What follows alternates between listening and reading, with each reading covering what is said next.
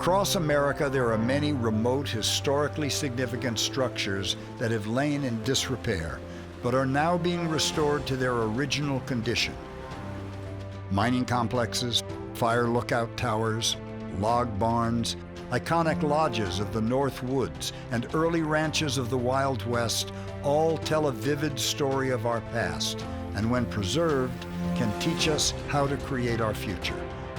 This is the mission of HistoriCorps, a small but mighty nonprofit organization dedicated to engaging volunteers in the preservation of threatened buildings on public lands.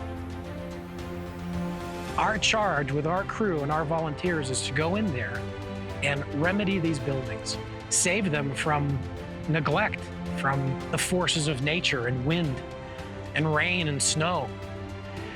And if we don't go in and do this, so many of these buildings will simply be lost. In some way,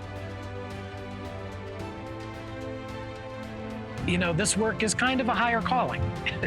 And we are getting to really channel the fortitude and tenacity of the people who built the original structures without the convenience of four-wheel drive trucks and modern tools. In doing so, we feel like we are reaching back to the generations past who may have struggled and hiked into those remote areas by pack mule or horse to construct those very simple and pure architectural structures. And they've been sitting there for a century. They have served their part. It's a really great opportunity for us to do our part and see that a century-old building gets to be preserved and stick around, hopefully for another century. So, am I excited about this work? Hell yeah.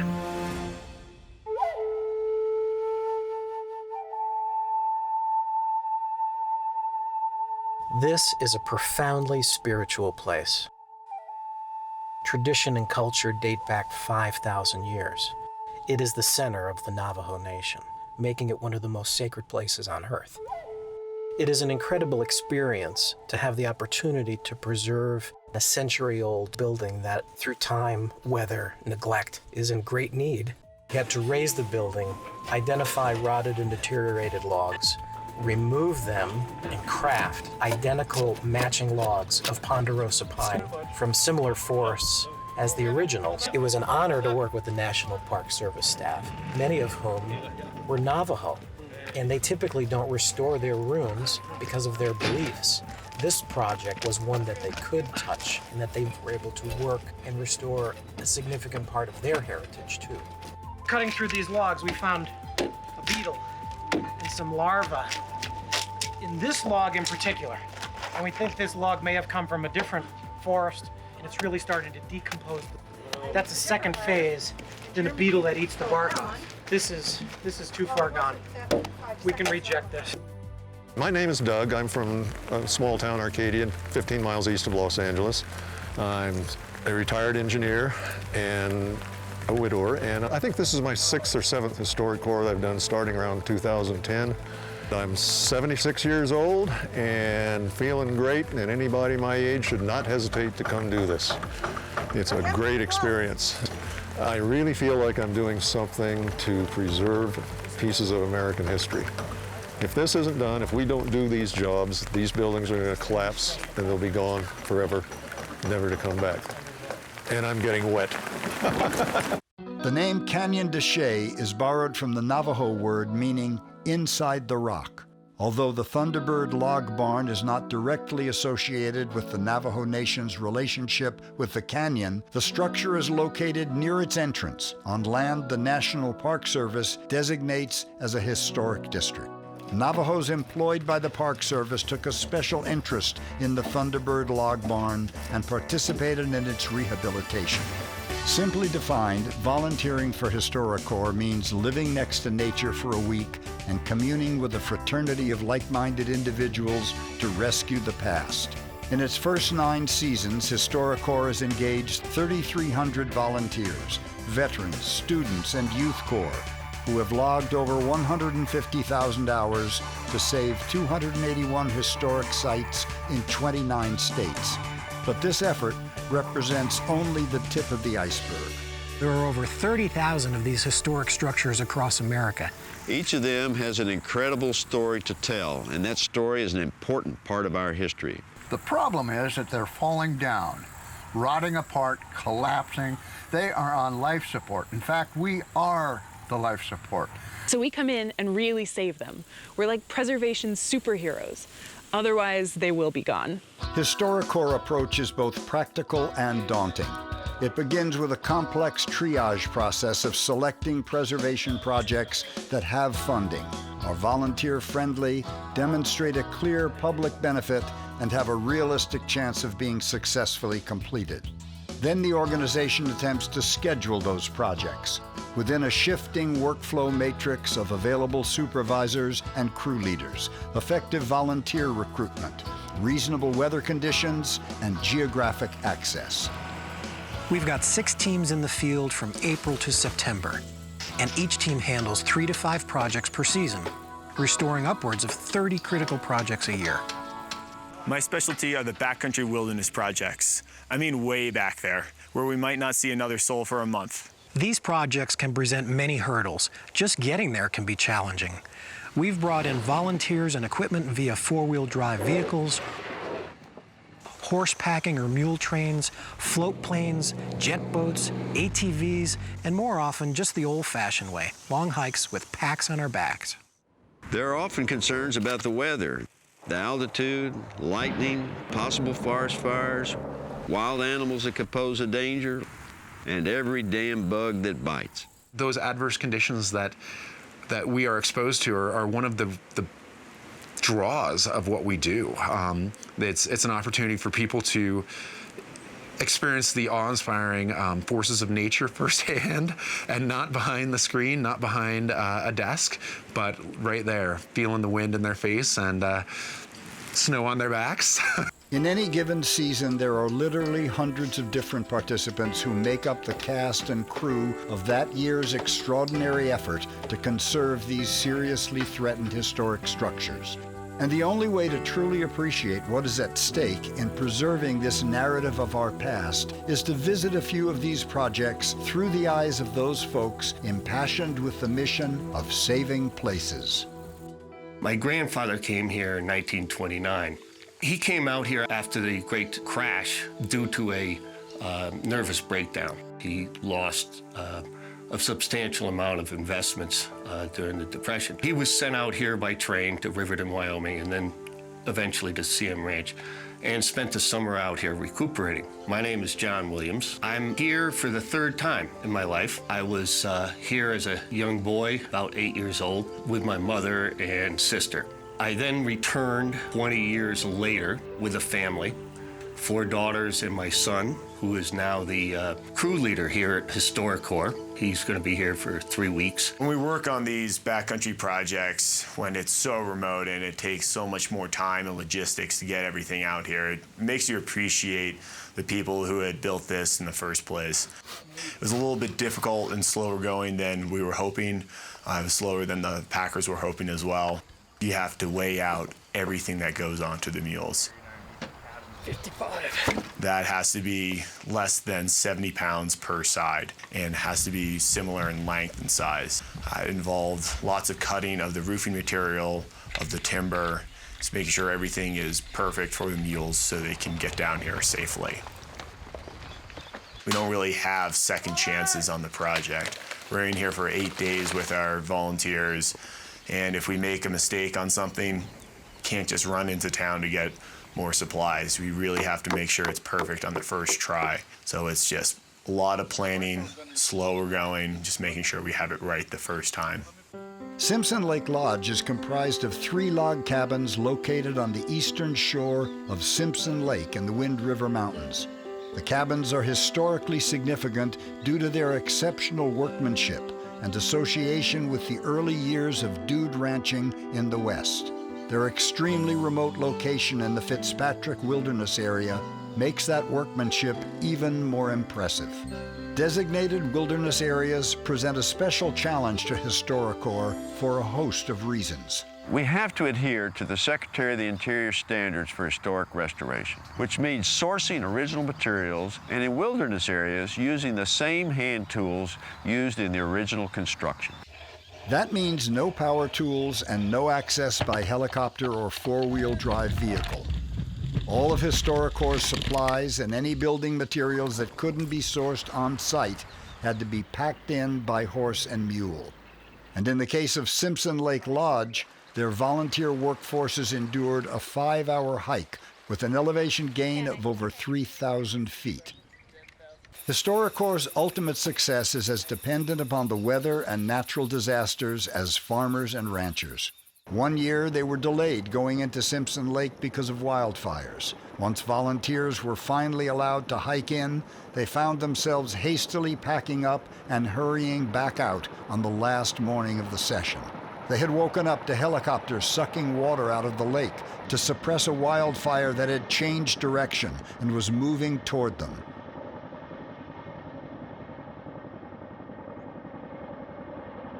What? No, but it's just like a tanker. That's what I mean. It's sucking it into the hole of the ship. Oh, that's cool. Oh my god, dude. Holy shit. I missed it. I got it all on video, yeah. Thankfully, the lodge and cabins were spared. To me, historic preservation is important to remember the people that came before us that did sit out in the middle of nowhere, that did chop trees down, that did work and make buildings that of high quality and high standards that have lasted 100 years and can last 100 years. And the buildings we're putting up now, they blow over in a big wind, they rot, the windows deteriorate, they don't last 20 years. You know, I think it's important to remember that not only are we restoring historic buildings, we're teaching people the old skills, the techniques for putting the roof on a building or how to repair a log building. That's as important as restoring a building, is keeping alive, especially in this day and age where everything is pre-manufactured, keeping alive how to make things from raw materials on hand, how to make do, so to speak, and how to restore these buildings. 3, 2, 1. And they're off. Give them room. Ready in, go in, 2, 3. In again, go in, 2, 3. Rock hands, ladies only, go in. Now just go in, back, all the way around, sing 1, 2.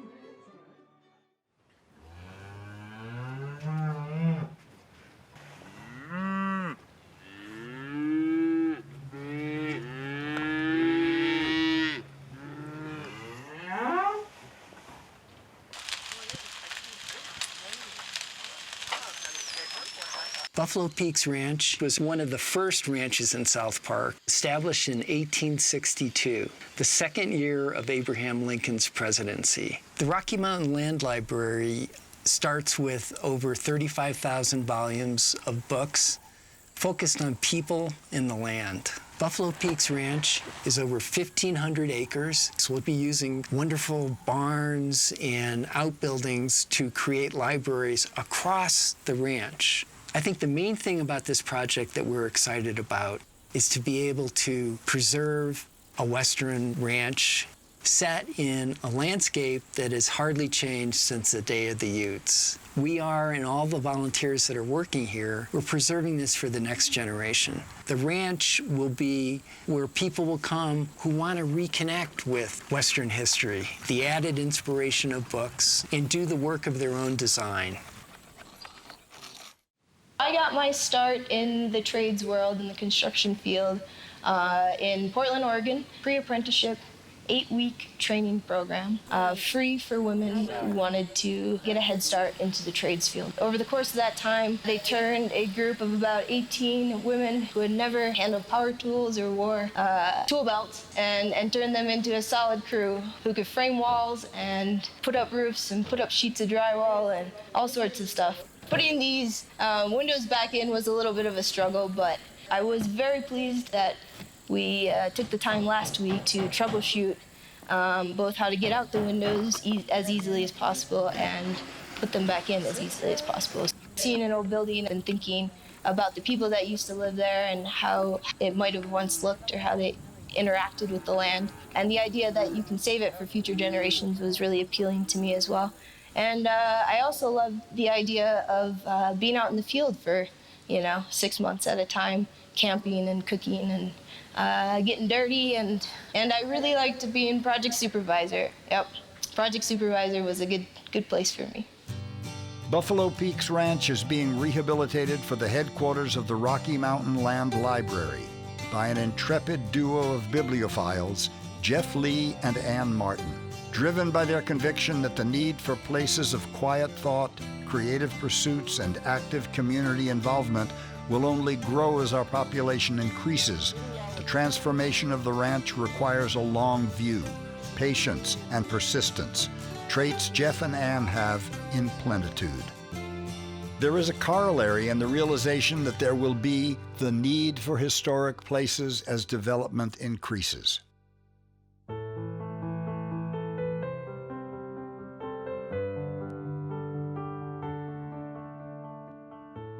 My name is Bob Stieg, and I'm the director of the Claremont Foundation. This building is a site of conscience, the only extant slave quarter at Claremont Farm. This building is a testimony to African American history in this country, and its preservation is critical. After 190 years, the building was in pretty rough shape and had gone through a lot of changes. To preserve it for the future and to enable people to see and understand what slavery was about, we accepted a grant from the National Park Service to restore the building. The work was done in 4 parts. First, the foundation, the masonry work. Second, the log walls. Third, the sheathing of the roof. And fourth, the exterior cladding, the weatherboarding on the building itself.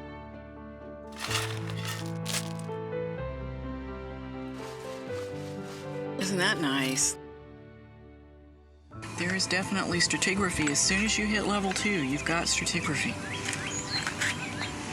Gosh, just look at these nails. That's incredible. That's the story of this site so far. Nails. The nails.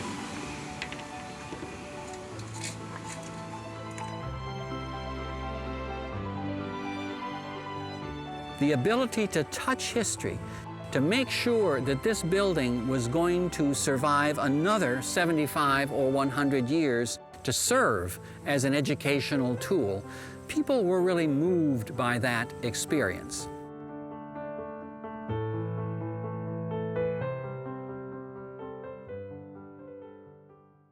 So we represent the men of Phi Beta Sigma fraternity, and our motto is culture for service, service for humanity. So we are always giving back into the community or wherever needed to help out with any type of service initiatives. And we thought that this would be a perfect time, since George Washington Carver is one of our fraternity brothers, to help restore or preserve the school that he attended.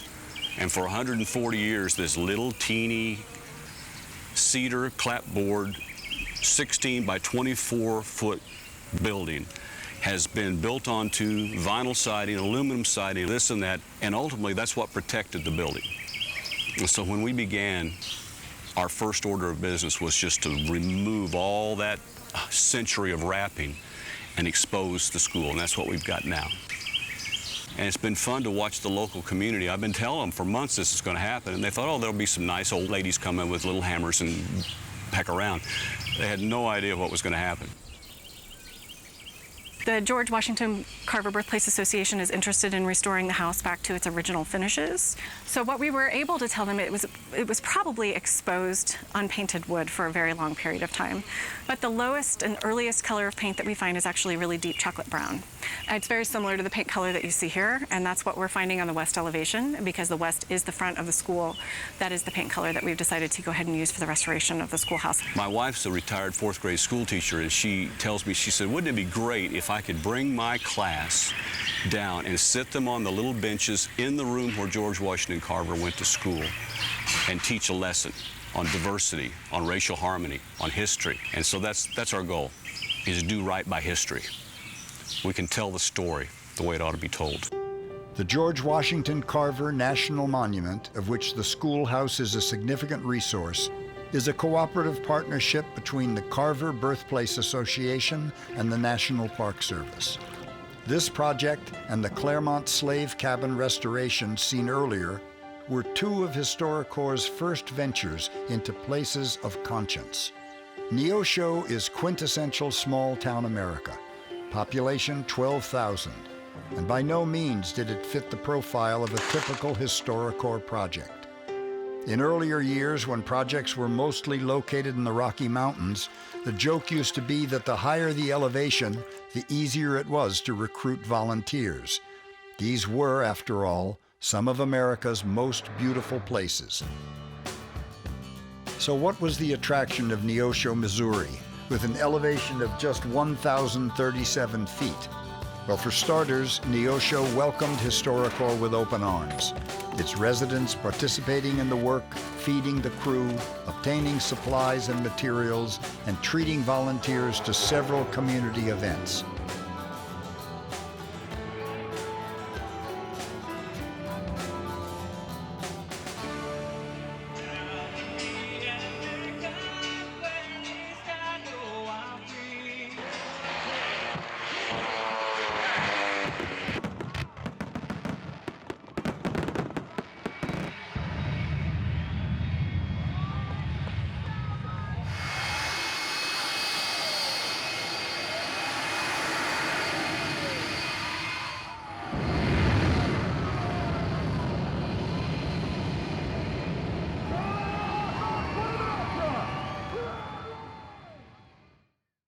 Many of us are familiar with This Place Matters, a program of the National Trust for Historic Preservation that encourages local advocates to submit photos of community members in front of historic places that matter to them. The George Washington Carver Schoolhouse is one of those places that matter fiercely. The community of Neosho will not let this important part of their history be forgotten. I found out about HistoriCorps by going online looking for an internship. I wanted something to add to my resume and something for grad school and kind of just an experience in historic preservation. So I found HistoriCorps' internship, but I couldn't move to Denver for 3 months. So I figured I would volunteer. So I looked at all their volunteer options, and there were ones close to me, but Rourke Ranch sounded really cool, and I really wanted to come. So I drove from Rhode Island for 30 hours to come here, and it's been a really great experience so far.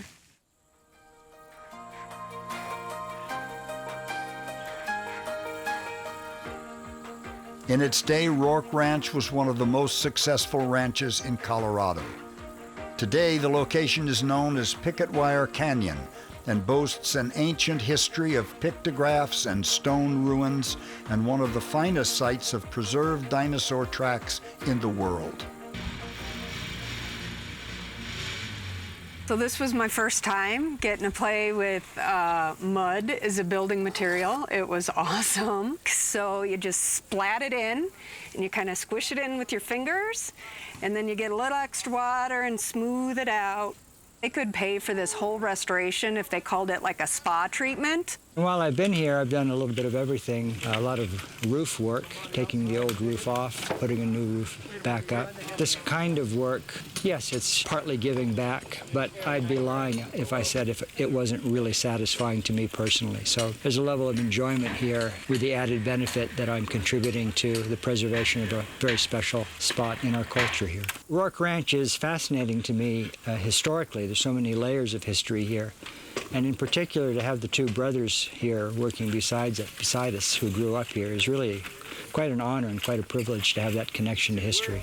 We learned how to shoot at a very young age, and when we were allowed to go out and hunt rabbits, Dad would give us 5 bullets a week. What we didn't shoot, we were real careful not to waste the bullets, but one day we got home, and I don't know how we got past Mom. She wouldn't let us come in with a loaded gun, but we were taking the shells out. And my brother fired it off and shot me right through my chest. right here in between the two arteries where the heart is. Didn't hit the rib and went all the way through. It sure hurt, but they knocked me down. But long drive into town. Bill Sisson, the doctor, he came and met us, and that's all I remember. For 9 days I was in a coma, but I survived. High clay content in with your dirt. You guys want to take a look in here? What we got to watch out for, guys, I don't know if they're moving yet. Snakes. But that's what we'll be doing, guys.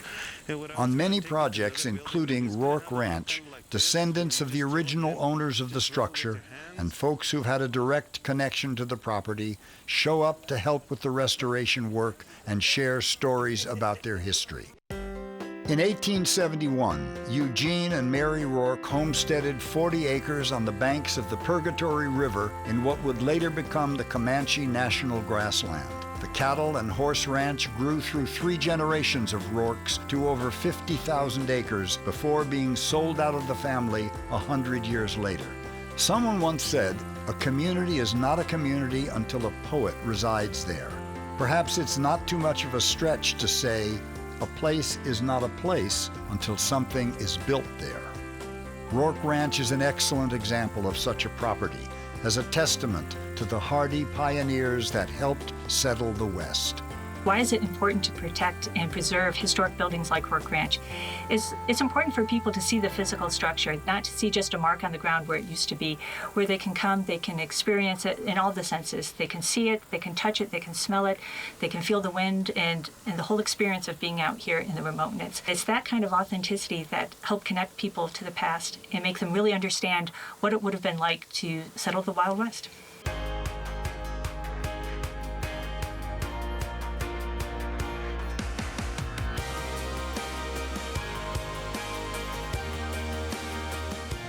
The restoration of the Jackson Lake Stone House was a unique collaboration between HistoriCorps and the California Conservation Corps, a state agency modeled after the original Civilian Conservation Corps, or CCC, of the 1930s. In this instance, inner-city youth from Los Angeles, most completely unfamiliar with construction, joined HistoriCorps field staff to restore the 1923 Big Pines Park Rangers residence in Angeles National Forest.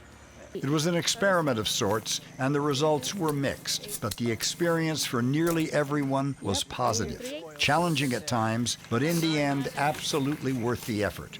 And from that untrained and initially timorous group emerged 2 or 3 individuals destined to become skilled preservationists. Jackson Lake Stone House was built to serve as the residence for the park ranger of Big Pines Park, a winter playground and summer camp for the Los Angeles glitterati. It was managed by Los Angeles County from 1923 to 1941, at which time the facilities were transferred to the U.S. Forest Service. The residence had suffered significant deterioration due to its sitting vacant since 1990. The tasks undertaken by HistoriCorps involved everything from installing a new cedar shingle roof to repair and restoration of doors and windows, to repairs to the masonry foundation, fireplace, and walls. Historic preservation practiced in the field is at its root maintenance and repair. HistoriCorps jokes that historic preservation is simply maintenance and repair with an attitude. The built environment in our forests we're losing them. It's really difficult in the forest to maintain buildings and structures. On the forest, they deteriorate very rapidly. The potential to actually save a building was very high on my list of things to do in my career. Actually, this one building probably will be one of the top things I do in my Forest Service career as an archaeologist.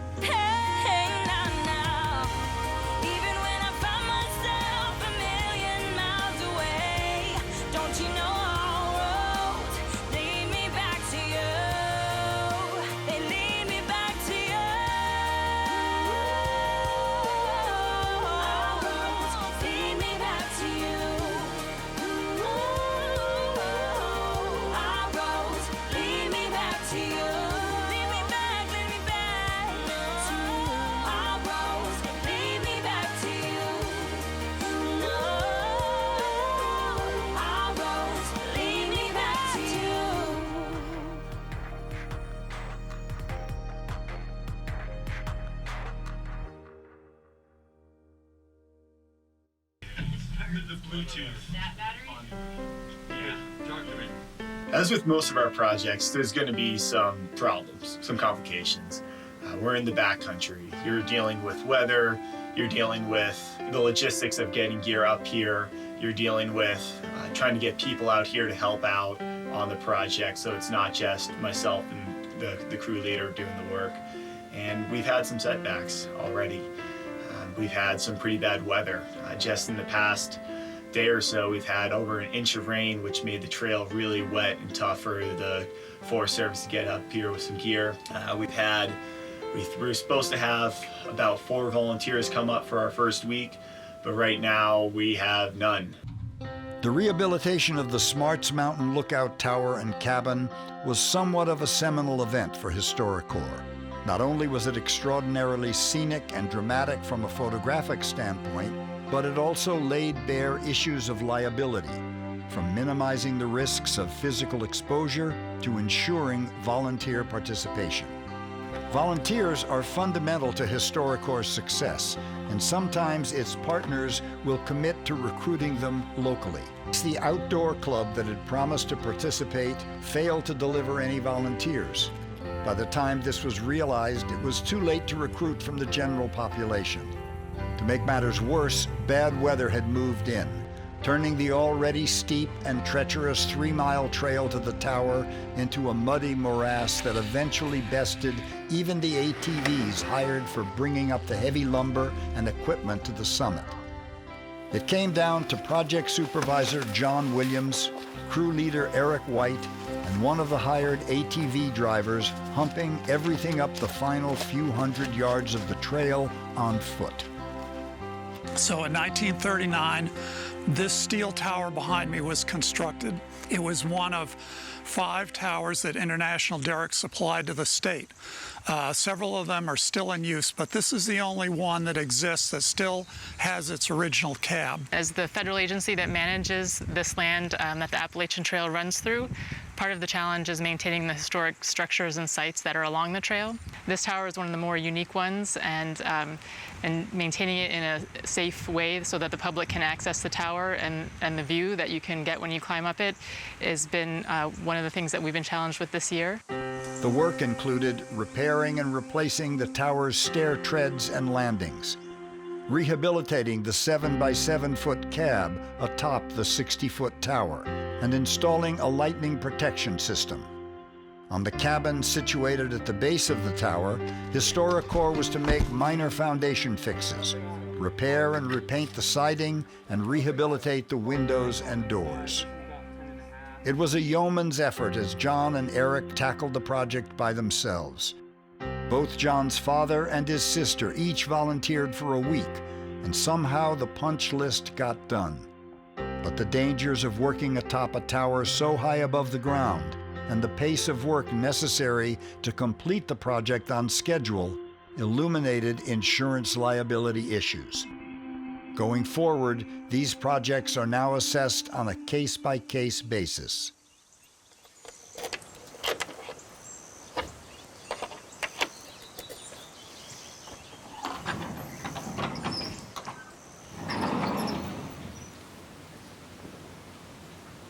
So this is the Ulay Mill. The original building was built in the early part of the 20th century. It had several different histories of production, much like the mining business, many eras of boom and bust. But the thing that really makes the Ulay unique is that when they were done, they essentially walked away. Most of the equipment in the milling process is still here.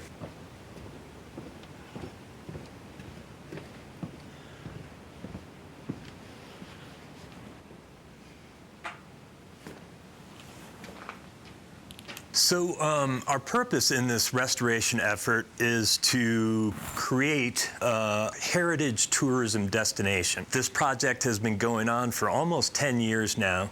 Initially, we were doing the environmental mitigation. We had tailings ponds and waste rock problems outside the mill. This phase of the restoration project is primarily to stabilize these historic structures. Mining defines the settlement and development of much of the West, and evidence of this early history can be found in various states of deterioration from Colorado to California. As long as these old mining complexes remain standing, they tell the story of the landscape. They are what make landscapes historic and cultural. If they continue to deteriorate, the process accelerates, and the buildings and the stories they harbor literally decompose into the ground. Not everyone wants to save an historic building, and often the funding is hard to find. Historic preservationists frequently find themselves at odds with community members. When this occurs, sometimes the best tack to take is simply to arrest deterioration. Stabilize the building with the hope that 25 or 50 years from now, there will be more widespread appreciation for it, and therefore the political or community will to invest in its preservation. The plumb bob is hanging from the rafter above me, right at the center of the rafter. And this piece of wood is marked with the center line of the floor. Up here is where the plumb bob started, and that was 1.5 feet of travel that we needed to make to put the center of the rafter above the center of the floor. Our next process after we got all the cables set and in place was to start jacking up the building. Esteemed economist John Kenneth Galbraith once said, "The preservation movement has one great curiosity. There is never retrospective controversy or regret. Preservationists are the only people in the world who are invariably confirmed in their wisdom after the fact." While local officials of Hinsdale County continued their aggressive multi-year campaign to raise funds for turning their historic mining district into a heritage tourist destination, HistoriCorps employed emergency stabilization techniques on especially vulnerable structures at the Ute and Ulay mines. In their heyday, these were two of the best-known silver and lead producers in Colorado. A few miles down the road from the Ute-Ulay mines is Lake City, a true tourist mecca due to its western history and extraordinary scenery. A popular activity during the area's short 4-month snow-free window is navigating the 63 miles of high-altitude, four-wheel drive terrain known as the Alpine Loop.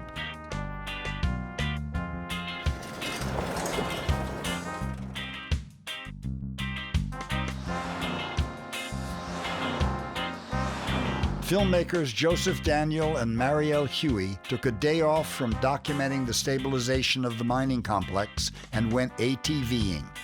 They just couldn't help bringing along a drone and a couple of cameras to record their exploration as they crossed two 12,000-foot passes, discovered fields of wildflowers, hidden waterfalls, and an earlier restoration project completed by HistoriCorps. Back in camp, the adventure got spun into proper campfire lore deep in the southern Colorado Rockies. Go get it. The boathouse at Forest Lodge is one of the iconic structures of northern Wisconsin. It's a beautiful building, another example of rustic architecture with vertical log siding. Of course, this is not in its original position. Originally, the building was about 50 yards to the left. It's located on Lake Namakagon, and it's really the one building that most people could see because they would see it while they were fishing out on the lake. You can imagine generations of families going on picnic outings, coming here to fish, and seeing this beautiful building that became one of their favorites and a part of their life. It is the single most known part of Forest Lodge. The restoration of Forest Lodge has been ongoing for 7 years. It is one of HistoriCorps' longest-running projects. Originally a private enclave built in the early 1900s, the property was bequeathed to the U.S. Forest Service in 1999 and put under the stewardship of the Northern Great Lakes Visitor Center, operated by the Chequamegon-Nicolet National Forest. director Jason Maloney was tasked with developing a plan for the future of the compound, resulting in the repurposing of Forest Lodge as the Camp David of environmental and ecological research, in partnership with Northland College. This was the first ever public-private partnership consummated by the U.S. Forest Service. Students from Northland College have participated on multiple HistoriCorps sessions at Forest Lodge, restoring doors and replacing window glass on various buildings, re-roofing the ice house and tennis building, rehabilitating the pump house chimney, and repointing existing stonework, and all the while earning credit for their academic studies. An unexpected benefit for students who worked alongside older volunteers already skilled in the trades was the mentoring dynamic that developed between them. The veterans enjoyed working side by side with their younger counterparts, and the students reaped a practical learning experience they would never gain in the classroom. Damaged by lightning and buffeted by extreme weather, the Hans Peak Fire Lookout Tower was in severely deteriorated condition in 2013 and was unlikely to withstand another winter unless immediate emergency stabilization was conducted on the building. On short notice, a HistoriCorps team, in partnership with volunteers from historic Routt County and trail crew members of the U.S. Forest Service, stabilized the structure by realigning the cab to plumb the columns and then bracing them, sistering burned floor joints and reinforcing the floor structure. Starting in 2015, HistoriCorps returned over the next 3 years to rehabilitate the lookout. Restoring a fire tower at nearly 11,000 feet in the Colorado backcountry during the height of the Aspen turning, this project had my name written all over it. We had a beautiful camp in an open meadow, delicious food, and my fellow volunteers proved to be very talented and committed.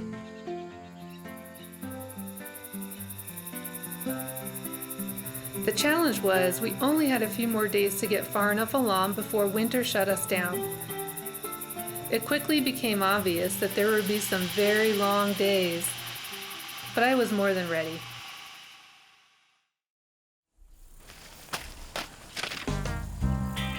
Every morning began with a group stretch, followed by a hike or a drive to the saddle on Hans Peak.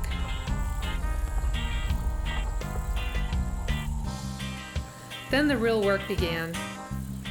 All of our supplies, every tool, every piece of wood, the water we needed, even bags of concrete had to be lugged up the final half-mile to the summit. When they first constructed the lookout tower in 1912, it was no different, but for the really heavy stuff, they at least had horses. Despite the hard work, it was a wonderful feeling to be part of an extended family that has provided stewardship to this remarkable structure for over 100 years.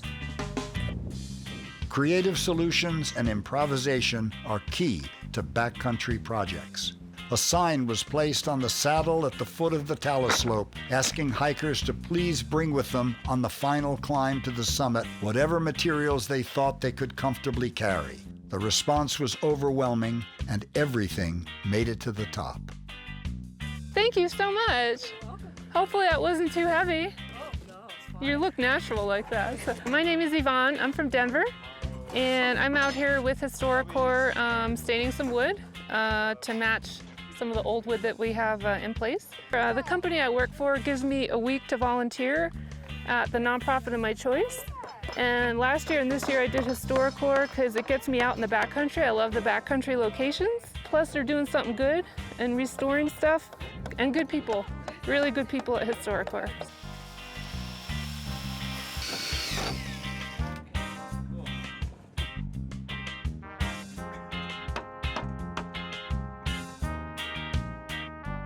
Well, my name's Natalie. We are restoring the concrete.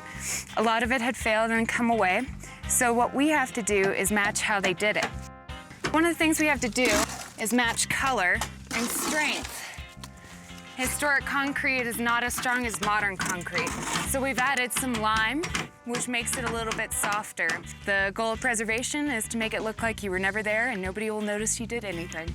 Remote, unoccupied structures are particularly vulnerable to acts of vandalism. If a restored building is not adaptable to the Forest Service cabin rental program, outreach to the local communities is doubly important. When local citizens have a sense of ownership of a historic building, they become the most effective stewards. Threatened by weather and vandalism from hikers, the Hans Peak Lookout was named to Colorado's Most Endangered Places list 2 years ago. When we finish this restoration, hopefully this old fire tower will be around for another 100 years.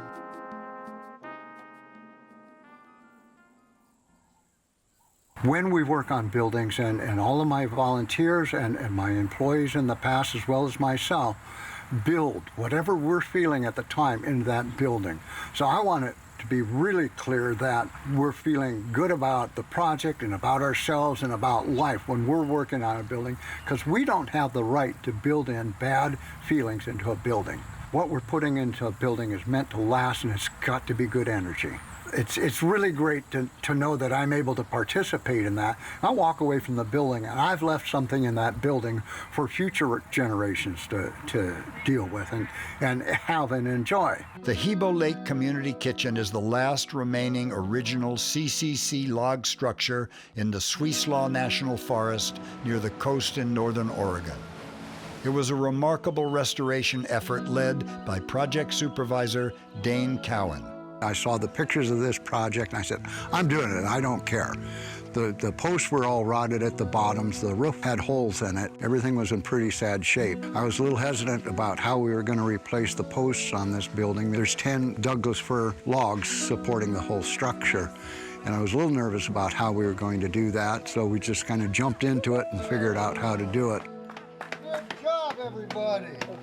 Good job. And that left us to the roof. The first step in that whole process was to remove the existing wood shakes. With the truss system that's here, I thought it was imperative to maintain as much of the historic fabric as possible without changing out everything. And so that was successful. And at that point, we were able to start installing the new shakes onto the roof.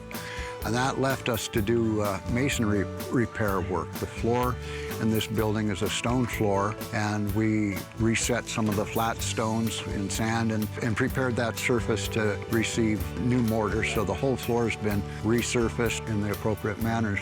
The masonry fireplace was repointed in many of the areas where we had to take out damaged mortar and replace it with an appropriate historical mix so that it maintained that integrity. The structure was constructed in 1935 and 36 by the company, CCC Company 622, used out of Chicago. So it was a huge transition for those youth just coming across the country to a different environment, doing work they had never done before. And they did a tremendous amount of work over the forest, constructing roads, reforestation, and constructing campgrounds like here at Hebo Lake. Part of the charm of the Hebo Lake Campground is it is that jewel, what I think of ideally as a Forest Service rustic campground. It's still built to the same design basically that it was in the 1930s, so it's not oversized like a lot of the campgrounds you run into with large RVs. It really is more of that rustic, woodsy experience with the lake. Many of the structures on Forest Service lands were built by the Civilian Conservation Corps, a public work relief program that operated from 1933 to 1942. The CCC was a major part of President Franklin D. Roosevelt's New Deal legislation and provided manual and skilled labor jobs to young men out of work due to the Great Depression. What is remarkable about the CCC era is the quality of the work it produced. Carpenters, masons, construction tradespeople, architects, and engineers were all offered work when there was none. The CCC model did not end with the Great Depression. The Peace Corps, VISTA, hundreds of youth conservation groups, and yes, HistoriCorps all have their roots in what was the greatest public works project in history. My grandfather, Henry Ross Dixon, in the 1930s, joined the CCCs when he was about 15 years of age. He had a very large family. He came from a family of 10 children, so when the opportunity arose for him to travel the United States and make some money to send back to his family, his parents, and his other brothers and sisters, he jumped on the opportunity. My grandfather, his whole life, was a very hardworking man. He worked up until the day he died, and he taught me the value of a hard day's work and to help others. And so for me to be out here on this project, I can get a real sense of pride for what my grandfather did. Here I am using the same kind of materials, using the same methods that he used 80 years ago when he worked on his CCC projects. I got a tattoo with my grandfather's initials. He would always initial all of his tools, his hammers, in this way. So this is something I get to look at every day when I work on projects like this. When I volunteer, I get to think of my grandfather, and it's just great to be out here and get to work on it. And I have my grandfather watching over me as I'm doing it. So. CCC members who worked on this, in the end, finally signed off their names on the stones on the outside of the fireplace. We as a group were participating in something that was already 100 years old, and we got to contribute to that. That's why I'm here, so that I can, participate in history.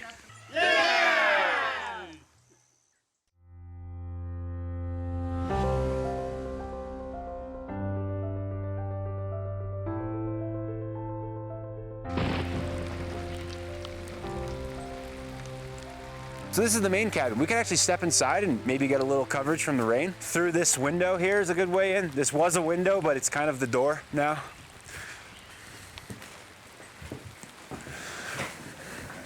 This is the way these buildings look before we started this project. As you can see, it's got issues. Lime green walls, there's a stove and a sink in this room. So this building we're bringing to a further point. We're actually gonna level the whole thing out, put in new purlins, new roof, new floor, and leave the doors and the windows open so that the general public, when they come to this site, they can actually walk into the building, be able to walk in and see what it was.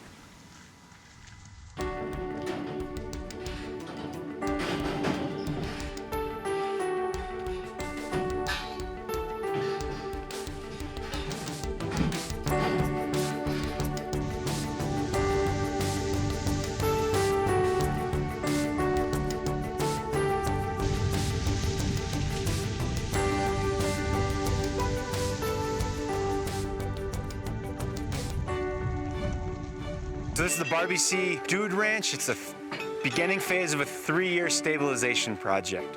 This ranch was founded in 1912. It is the second oldest ranch in the valley. What we're doing today is stabilizing it as a ruin. We had to stabilize the walls that had fallen. That's what the WCHP crew did. We stabilized the walls, stabilized the roof. We're keeping it from deteriorating. We're hoping for a 10 to 15-year life on the work we're doing today. And that buys the park and the general public time to decide what the long-term management plan for this is. Maybe we just interpret it as a ruin for the near future. That's okay. Historic Corps will be putting a new roof membrane down on the building. That'll consist of 2 layers of plywood sheathing, mule hide adhesive-backed cap sheet, and underlayment on top of the historic roof decking, fir roof decking. So 5/8 then 3/8 on top of that 5/8 sheathing. That 3/8 sheathing and the roof membrane itself acts as a sacrificial layer. Easy to replace, easy to fix.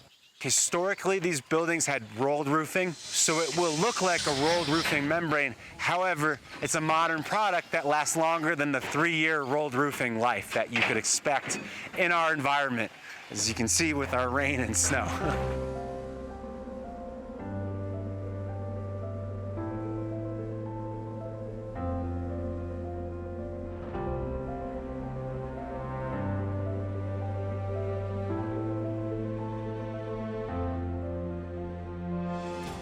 The Barbie C Ranch in Grand Teton National Park is a moment frozen in time. In the early 1900s, settlers who once ran unprofitable cattle operations in difficult conditions began hosting wealthy Easterners looking for a rustic cowboy experience. They soon realized that simulating cowboy work on their dude ranches was much more profitable, not to mention easier than actually being working cowboys.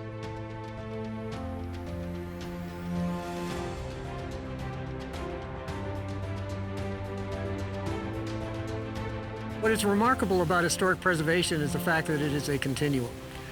Nothing is actually frozen in time, nor to a specific architectural period. Take the example of covered bridges, which in the 1950s and 60s were torn down as obsolete. And more recently, in the 60s and 70s, Victorian-era houses were considered ugly and not worth preserving. But today, folks will lay down in front of a bulldozer to save a covered bridge or a Victorian house. And in most cases, there's no one around who would even suggest bringing out a bulldozer. These structures have achieved iconic stature.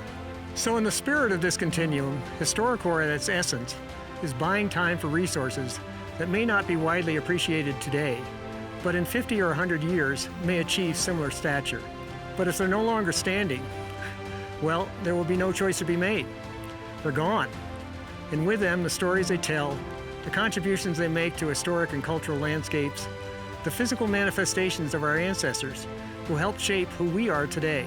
So yes, a big part of our work is stabilization of historic structures, arresting deterioration, keeping them from decomposing into the ground, preserving the ability of those who come after us to make choices based upon the value of historic preservation in their time, continuing the continuum.